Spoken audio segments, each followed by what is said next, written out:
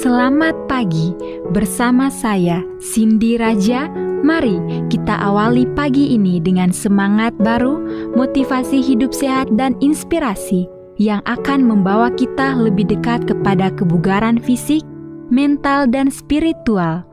Perubahan kecil dalam hidup kita hari ini bisa menjadi langkah besar menuju umur panjang yang penuh kebahagiaan. Bersama kita akan merangkul kisah kemenangan, wawasan menarik, dan kekuatan harian yang berakar pada kebesaran Sang Pencipta.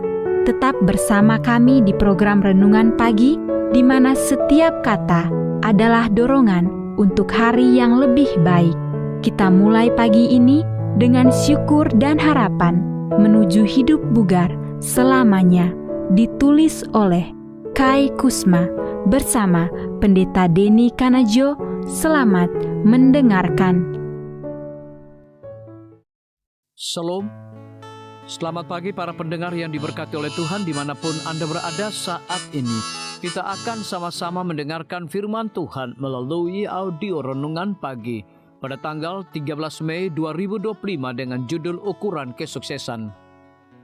Sebelum kita melanjutkan bacaan renungan kita pada pagi hari ini, kembali saya mengajak semua para pendengar yang setia untuk berdoa bersama-sama.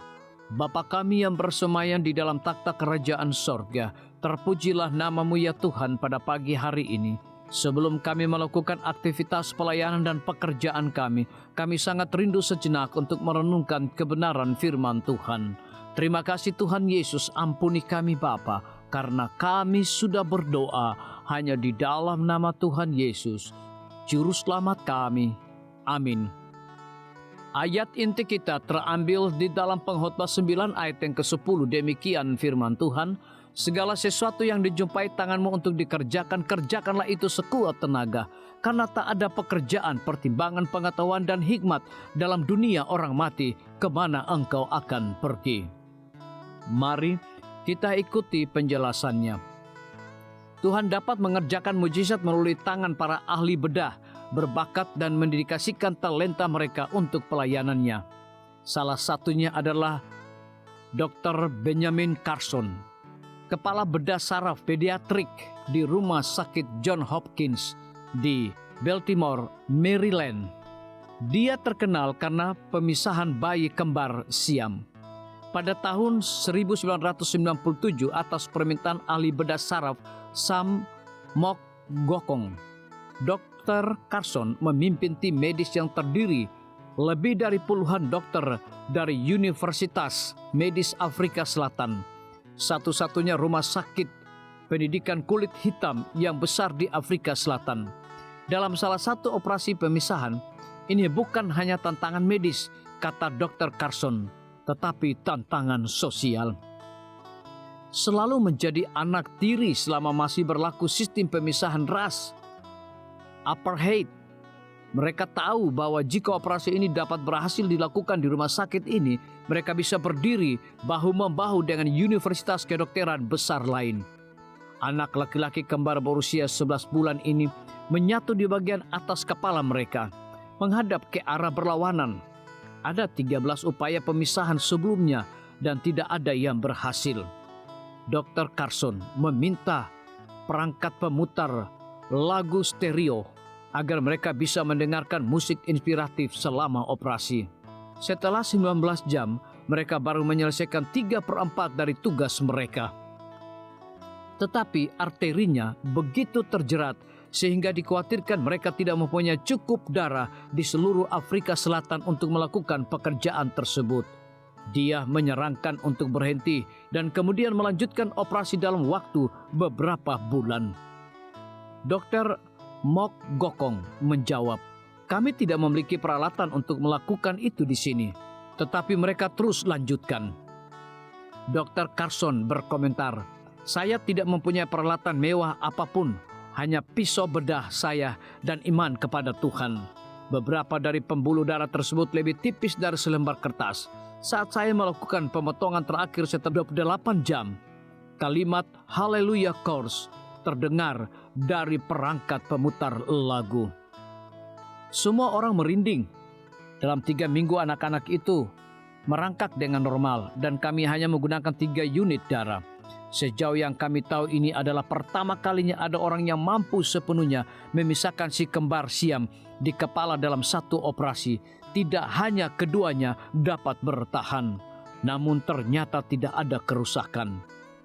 Harga diri mereka melambung tinggi, orang-orang menari di jalanan. Itulah yang dimaksudkan dengan sukses, yaitu menggunakan bakat yang diberikan Tuhan kepada Anda dan mengembangkannya untuk menolong orang lain.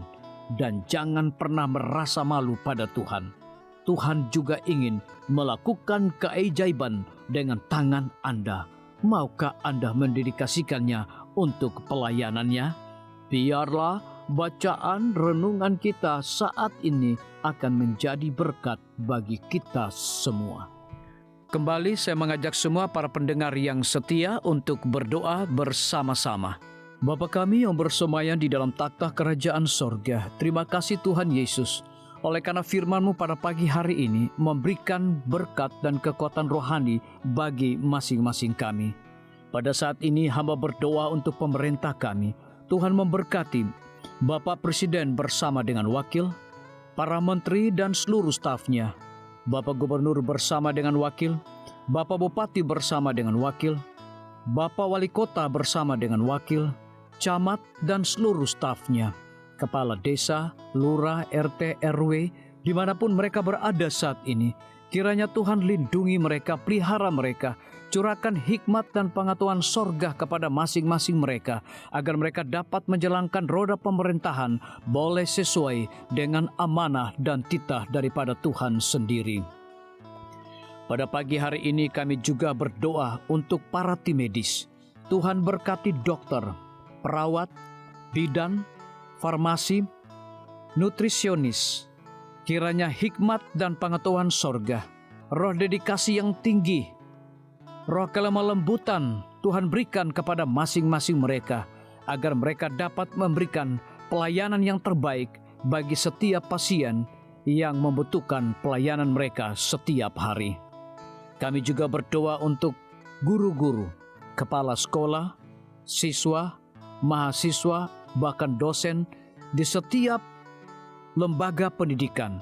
Kiranya hikmat dan pengetahuan sorga Tuhan berikan kepada masing-masing mereka, agar mereka dapat mendidik setiap anak-anak untuk memiliki karakter Yesus Kristus.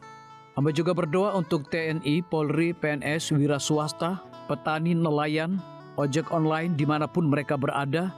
Kiranya berkat dan sukacita sorga Tuhan juga berikan kepada masing-masing mereka, agar mereka juga menjadi saluran berkat bagi sesama manusia. Para pendengar yang setia yang berulang tahun saat ini dimanapun mereka berada, biarlah dengan bertambahnya usia, mereka semakin hidup bersyukur dan berterima kasih kepada Tuhan setiap saat.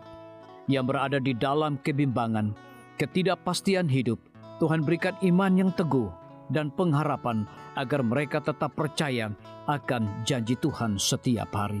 Terima kasih Tuhan Yesus, dengarlah segala doa dan permohonan kami Bapa, dan mau mengampuni segala dosa kami, karena kami sudah berdoa hanya di dalam nama Tuhan Yesus, Juru Selamat kami. Amin. Demikian firman Tuhan yang telah kita dengarkan. Semoga hari ini menjadi berkat bagi kita semua. Sampai jumpa, Tuhan memberkati.